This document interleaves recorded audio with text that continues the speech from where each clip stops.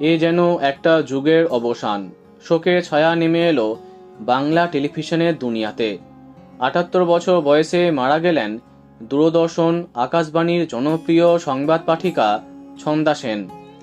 বুধবার ভোররাতে এসএসকেএম হসপিটালে শেষ নিঃশ্বাস ত্যাগ করলেন বাঙালির অন্যতম প্রথম সংবাদ সঞ্চালিকা। বর্তমানে যেখানে অসংখ্য অভিনেতা অভিনেত্রী ভিড়ে আমরা সকলকে ঠিক মনেই রাখতে পারি না, সেখানে ৯০-এর দশকে দূরদর্শনে সংবাদ পাঠিকা হয়ে সবার কাছে অত্যন্ত জনপ্রিয় হয়েছিলেন। তাই মানুষ আজও তাকে মনে রেখেছে। তখন বিনোদনের মাধ্যম কম হওয়াতে মানুষের মনে জায়গা করেছিল গুটি কয়েক কিছু শিল্পী। ছন্দা সেন তাদেরই অন্যতম। ১৯৭৪ সালে আকাশবাণী কলকাতার সংবাদ পাঠিকা হিসেবে কেরিয়ার আরম্ভ করেছিলেন।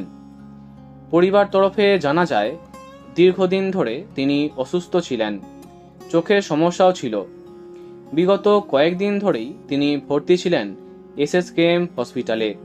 অবশেষে ৭৮ বছর বয়সে থামল এই দৃঢ় কণ্ঠ। তার আকস্মিক প্রয়াণে গভীরভাবে শোকাহত টেলিভিশন দুনিয়া। অনেকেই শোক জ্ঞাপন করেছেন। বন্ধুরা, ভিডিওটি এইটুকুই।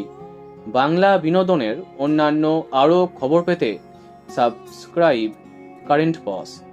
ধন্যবাদ।